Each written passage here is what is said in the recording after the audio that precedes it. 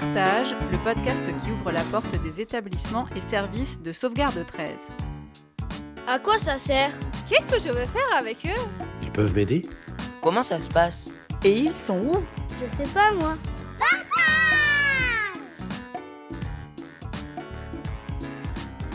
Près de 10 millions.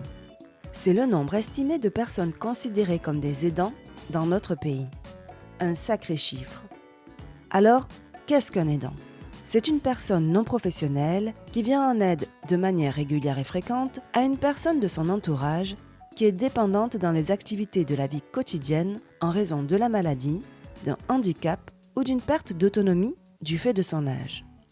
À Marseille, une maison départementale des aidants a vu le jour en 2022. Des professionnels du Conseil départemental des Bouches-du-Rhône y interviennent, mais également des professionnels issus d'autres associations partenaires, dont la nôtre. Dans cet épisode, on pousse donc la porte de la maison départementale des aidants pour y rencontrer deux salariés de Sauvegarde 13, Christelle et Lola. Et pour commencer, on écoute Nicole, aidante auprès de sa fille aujourd'hui adulte.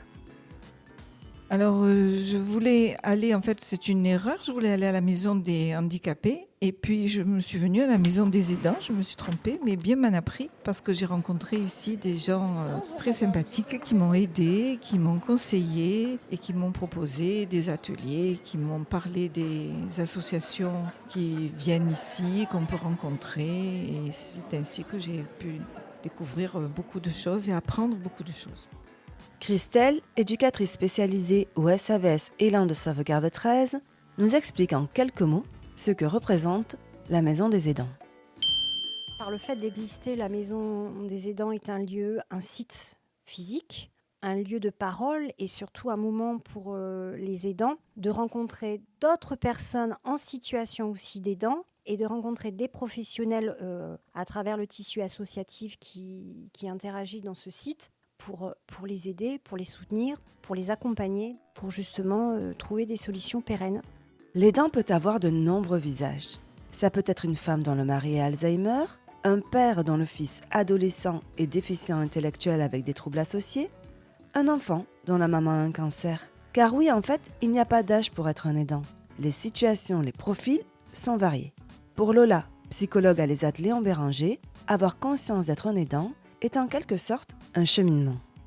Être aidant naturel ou aidant familial, ça nécessite peut-être de prendre conscience avec le temps qu'on aide une personne, puisqu'au départ, ça doit se faire, je pense, de manière spontanée. Et puis petit à petit, on rencontre des difficultés au fur et à mesure que le handicap ou la maladie s'aggrave ou progresse. Être aidant devient presque un vrai métier au final. Et donc peut-être que c'est à ce moment-là qu'on se rend compte qu'on devient aidant d'une personne en situation difficile. Connaître ses droits, pouvoir s'exprimer sur son sentiment d'isolement, sa fatigue, ses difficultés, mais aussi observer ses avancées, ses progrès et ses compétences en tant qu'aidant est important. Dans notre association, ce sont des professionnels issus de différents dispositifs qui interviennent pour soutenir les aidants dans ce lieu porté par le département. L'intérêt entre dispositifs Sauvegarde 13 est intéressant parce qu'on apporte chacun, de par nos diplômes, nos expériences et notre travail au sein des structures, que ce soit à destination des enfants et des adultes, une complémentarité dans notre expertise et dans notre proposition d'action et de soutien auprès des aidants. La qualité de vie de la personne aidée et de la personne aidante sont interdépendantes. Certains professionnels participant aux permanences de Sauvegarde 13 à la Maison des aidants animent des ateliers cuisine ou de sophrologie. Des ateliers synonymes de moments de rencontre, de répit.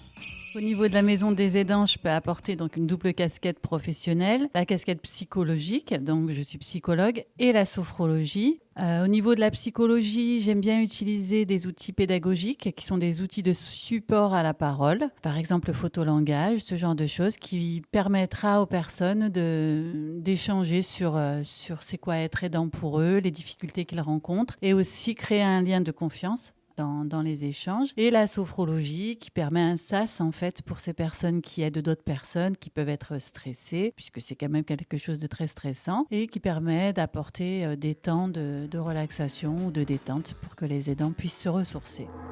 Et c'est justement après un atelier sophrologie que nous avons rencontré Nicole. Déjà, ça m'a fait beaucoup de bien. J'ai pris un temps pour moi. Je me sens beaucoup plus détendue. J'ai fait d'autres ateliers aussi qui m'ont permis de sortir du contexte de l'aidant et qui m'ont permis de me reposer un peu de tout ça, de m'éloigner un peu de tout ça. La réalité de l'aidant et de l'aider, nous sommes ou serons sûrement tous amenés à la connaître. À une place, à une autre, car dans la vie, rien n'est figé. Et les places peuvent évoluer dans le temps. Ce sujet nous concerne donc tous. Il s'agit d'un enjeu de santé publique et de société primordial. Et pour y faire face, on est toujours plus fort ensemble, entre individus, associations et partenaires. La Maison des aidants est ouverte du lundi au vendredi en journée et le samedi matin. Située au 15 place de la Joliette à Marseille, le lieu est facilement accessible en transport en commun. Pour obtenir des informations complémentaires, n'hésitez pas à téléphoner au 04 13 31 40 00.